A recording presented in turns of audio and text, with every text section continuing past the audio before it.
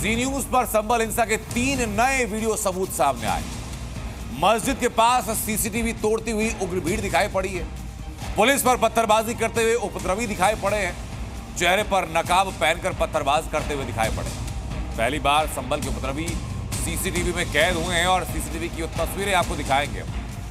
दंगाई police प्रशासन पर पत्थर फेंकते हुए दिखाई दे रहे हैं। सीसीटीवी में एक एक दंगाई साफ दिखेगा।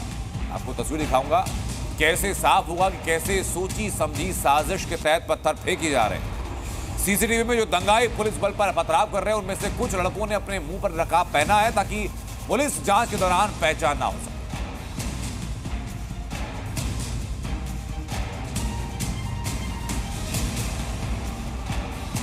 ये 3 तस्वीरें आपको दिखा रहे हैं। सीसीटीवी की पहली तस्वीर वीडियो सबूत नंबर 1, सीसीटीवी की दूसरी तस्वीर वीडियो सबूत नंबर 2 और सीसीटीवी की तीसरी तस्वीर वीडियो सबूत नंबर 3। संभल पर यह सबसे बड़ा खुलासा आपके सामने। तस्वीरों में एक एक दंगाई को आप पहचानेंगे, बशर्ते कि उसने नकाब ना पहना हो, क्योंकि यहां जो दंगाई भीड़ पहुंची थी उसमें ज्यादातर लोगों ने, और कई लड़के ऐसे थे, कई दंगाई पत्थरबाज ऐसे थे जिन्होंने चेहरे पर नकाब पहना हुआ, जैसा कि ये देखिए। ये उपद्रवी मुंह पर कपड़ा बांध करके, दोनों उपद्रवी मुंह पर कपड़ा बांध करके सीसीटीवी तोड़ रहे थे। उसके बाद एक उपद्रवी ऊपर चढ़ता है और सीसीटीवी को अपने हाथ से नोचता है। ये उसी दौरान की तस्वीरें हैं। ये छत के ऊपर सीसीटीवी लगा है। छत के नीचे से पहला उपद्रवी देखता है सीसीटीवी को और उसके बाद उसको तोड़ने की कोशिश करता है। दूसरा उपद्रवी वहां पहुंचता है उसकी सहायता के लिए। उसके बाद जब काम नहीं बनता, उसके बाद पहला उपद्रवी वापस छत पर चढ़ता है और हाथ से सीसीटीवी के तार को नोचता है।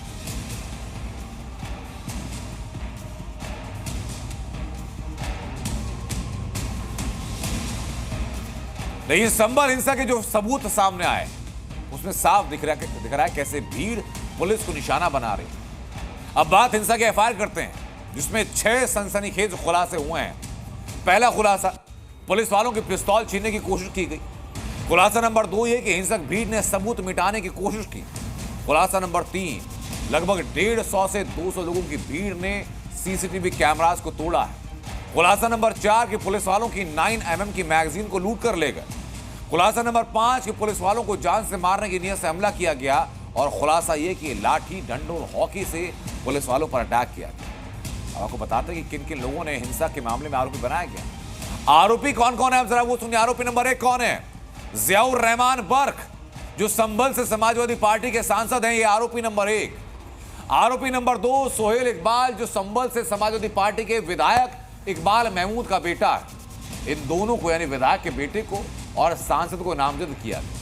इसके अलावा लगभग 800 अज्ञात के खिलाफ भी एफआईआर दर्ज की गई।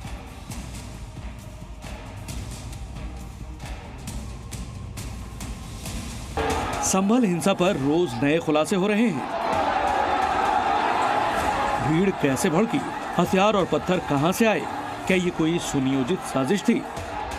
इस तरह के तमाम सवाल भी उठ रहे हैं। इसी बीच संभल में भड़की हिंसा की आग पर बेहद चौंकाने वाले खुलासे हुए हैं। ये हिंसा दरअसल मस्जिद में सर्वे को लेकर नहीं, बल्कि तुर्क और पठानों के बीच वर्चस्व की जंग का नतीजा थी। जी हाँ, सर्वे तो महज बहाना था भीड़ को भड़काने का, लेकिन इसके बाद असल खेल शुरू हुआ। पुलिस सूत्रों का दावा है कि तुर्क और पठानों के बीच जो तनाव दशकों से चला आ रहा है, उसने हिंसक रूप ले लिया। जांच में यह सामने आया है कि हिंसा सुनियोजित थी और इसके पीछे तुर्क और पठान समुदाय के बीच वर्चस्व की खूनी लड़ाई थी। हिंसा ने 4 जिंदगियों को निगल लिया। मरने वाले युवकों में सभी पठान विधायक इकबाल मसूद अंसारी के समर्थक थे। सूत्रों का यह भी दावा है कि सर्वे के दौरान भड़के विवाद में तुर्क बनाम पठान और देसी बनाम विदेशी के मुद्दे को हवा दी गई, जिसकी वजह से दोनों गुटों के बीच तनाव बढ़ता चला गया। हिंसा उस वक्त भड़क उठी जब तुर्क समुदाय के सांसद समर्थकों ने पठान समुदाय के विधायक इकबाल मसूद के समर्थकों पर गोलीबारी कर दी। इस फायरिंग में विधायक समर्थक 4 लोग मारे गए। ये खूनी खेल एक दूसरे पर हावी होने की होड़ में हुआ। अब तक की जांच से ये बात सामने आ रही है कि किसी की भी मौत पुलिस की गोली से नहीं हुई। दरअसल संभल के सांसद जियाउर रहमान बर्क तुर्क समुदाय से आते हैं, जबकि विधायक इकबाल मसूद पठान समुदाय से ताल्लुक रखते हैं। दोनों ही नेता समाजवादी पार्टी के हैं, लेकिन वर्चस्व की जंग इतनी हावी हो गई कि दोनों नेताओं के समर्थक आपस में भिड़ गए। यूपी सरकार में मंत्री नितिन अग्रवाल ने भी यही दावा किया कि संभल में हिंसा सर्वे नहीं, बल्कि समाजवादी पार्टी के सांसद और समाजवादी पार्टी के विधायक के बीच की पुरानी लड़ाई का नतीजा है। बिल्कुल स्पष्ट है कि वहाँ पे दो गुट समाजवादी पार्टी के, एक सांसद गुट है, एक विधायक गुट है, और इन दोनों गुट की हमेशा वर्चस्व की लड़ाई भी चलती आई है। इनके समर्थक आपस में लड़ते आए हैं। वर्चस्व की लड़ाई रही है कि कौन आगे रहेगा, कौन पीछे रहेगा, और ये उसी का नतीजा है जहाँ पे संभल में इन दोनों पक्षों ने, अपने विधायक और सांसद पक्ष ने आपस में लड़ी, पत्थरबाजी हुई, गोलीबारी हुई और वहाँ पे दंगा कराने का प्रयास किया गया। संभल हिंसा में समाजवादी पार्टी के सांसद जियाउर रहमान बर्क और संभल सदर सीट से एसपी विधायक इकबाल मसूद के बेटे सुहेल इकबाल का नाम सामने आया है। दोनों को आरोपी बनाया गया है और एफआईआर दर्ज की गई है।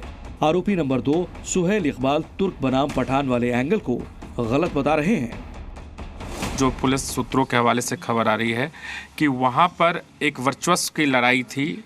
जो स्थानीय सांसद हैं, स्थानीय विधायक हैं, क्यों स्थानीय जो सांसद हैं तुर्क कम्युनिटी से आते हैं, आप पठान कम्युनिटी से आते हैं, और ये एक बड़ा कारण रहा है कि अपने आप को वहाँ पर सुपीरियर साबित करने के लिए आप लोगों ने अपने अपने लोगों को इकट्ठा किया।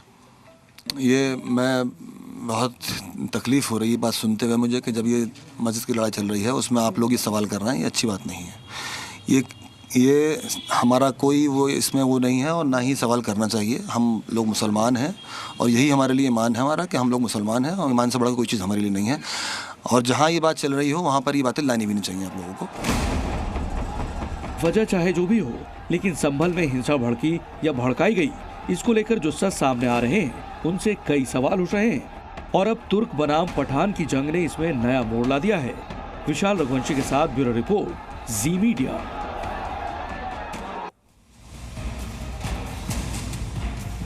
तो संभल में भड़की हिंसा की आग से सियासत भी सुलग रही है। आज भी वार पलटवार और आरोप प्रत्यारोप का जबरदस्त दौर चला। समाजवादी पार्टी के नेता रामगोपाल यादव ने कुछ ऐसा कहा जिसे सुनकर आप हैरान रह जाए।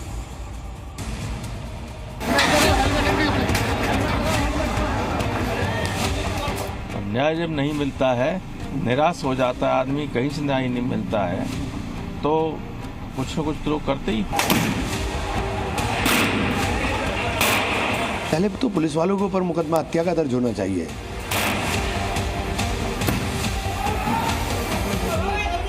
लगातार लोगों को प्रताड़ित कर रहे हैं संभल में और गलत मुकदमे लगा के।